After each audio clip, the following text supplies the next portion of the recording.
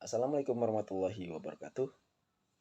Perkenalkan, nama saya Adi Bae dengan NIM 1C02207. Saya merupakan mahasiswa program studi pendidikan bahasa dan sastra Indonesia dari Universitas Mataram.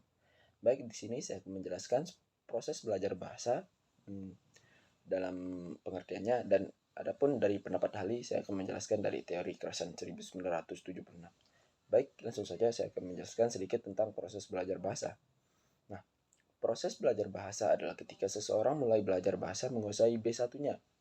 Mereka hidup dan tinggal di lingkungan masyarakat penutur B1 tersebut dan berusaha menguasai B1 untuk keperluan hidup dengan masyarakat sekitarnya. Dan tidak mungkin bisa hidup tanpa menguasai bahasa masyarakatnya. Selain itu, mereka memperoleh situasi kondusif karena semua orang di lingkungannya menggunakan bahasa secara aktif. Bahkan, jika tidak mampu menguasai bahasa masyarakat sekitarnya, mereka itu tidak memiliki identitas diri sebagai anggota masyarakat. Nah, proses ini terjadi secara alamiah dan tidak ada seorang satu pun yang gagal menguasai B1-nya. Nah, maka dari itu saya akan melanjutkan dari teori kekerasan. Saya akan menjelaskan sedikit tentang pendapat ahli, yakni teori kekerasan. Nah, dalam penelitian kekerasan 1976 terhadap proses penguasaan bahasa kedua atau bahasa asing orang dewasa, ia menyimpulkan bahwa proses penguasaan bahasa anak kecil berbeda dengan orang dewasa.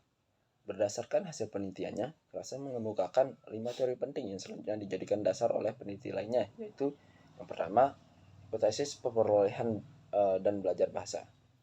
Hipotesis perolehan belajar bahasa adalah hipotesis yang menyatakan bahwa anak kecil dalam proses menguasai bahasa pertama. Nah, dalam hal ini, proses penguasaan bahasa bagi orang dewasa berbeda dengan anak kecil. Dalam bentuk perolehannya, proses alami dan tidak di sini adanya proses alami dan tidak sadar dalam menguasai bahasa, mirip seperti anak kecil belajar bahasa pertamanya. Proses ini melibatkan interaksi langsung dengan bahasa dalam konteks yang bermakna dan melibatkan seluruh kemampuan bahasa, baik dalam mendengar, berbicara, membaca, dan menulis. Nah, selanjutnya yang kedua, hipotesis urutan alamiah. Hipotesis urutan alamiah adalah hipotesis yang menyatakan bahwa kemampuan berbahasa seseorang itu terjejak alamiah dan bersifat universal. Urutan alamiah ini dalam mempelajari struktur bahasa kedua dan urutan ini tidak dapat dipercepat secara signifikan melalui pengajaran. Artinya ada struktur bahasa tertentu yang cenderung dikuasai lebih dahulu dan diikuti oleh struktur lainnya. Selanjutnya, yang ketiga, hipotesis monitor. Hipotesis ini merupakan bagian dari bahasa yang telah dipelajari secara formal. Di sini melalui pembelajaran. Dapat di sini hipotesis monitor ini berfungsi sebagai monitor atau editor saat kita berbicara atau menulis. Monitor ini akan memeriksa keluaran bahasa kita dan membuat koreksi jika diperlukan. Nah, adapun keterbatasan monitor ini, yakni monitor hanya efektif jika kita memiliki cukup waktu untuk berpikir. Jika tidak kita mengetahui aturan yang relevan dan jika kita fokus pada bentuk bahasa. Nah, selanjutnya yang keempat nih, hipotesis masukan. Hipotesis ini bukan hipotesis input. Hipotesis ini menyatakan bahwa kemampuan berbahasa output atau seseorang bergantung pada masukannya.